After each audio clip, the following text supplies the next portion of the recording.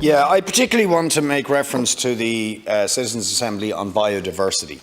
I do so in the hope that that assembly will look very, very closely at the manner in which our marine resources, our offshore marine areas have been grabbed for these so-called relevant projects for offshore industrial wind, where the developers have chosen the sites and where those sites are often very, very sensitive sites which arguably or definitely should have been designated as marine protected areas, something that the government has failed to do.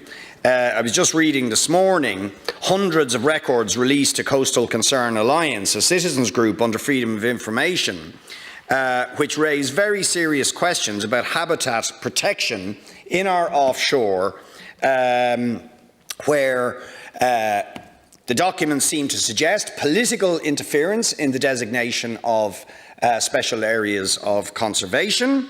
They suggest that areas that should have been designated as sandbanks were removed, areas of, for example, the Codling Bank, the Kish Bank and so on, which should have been designated as sandbanks and almost certainly gained protection, but where developers have now grabbed those sites, that there has been interference in the designation and the lack of protection on those sites where private companies are planning offshore industrial wind. Deputy Boyd Barrett began the session raising the issue of marine resources, and this is the first government that has actually provided for a marine spatial plan and has also provided legislation in terms of the regulatory framework governing the use of our seas. I believe we need more nature reserves. I'm not clear what you are referencing in respect of political interference in terms of designation, and I certainly haven't seen that. I don't know, are you saying that of the present government? Certainly don't think that's possible. Well, please do, but the main point is this, that we do have to develop offshore wind. That is clear, because we want to reduce and eliminate our dependency on fossil fuels. The most effective way to do that is both onshore and offshore wind. I think we're both agreed on that.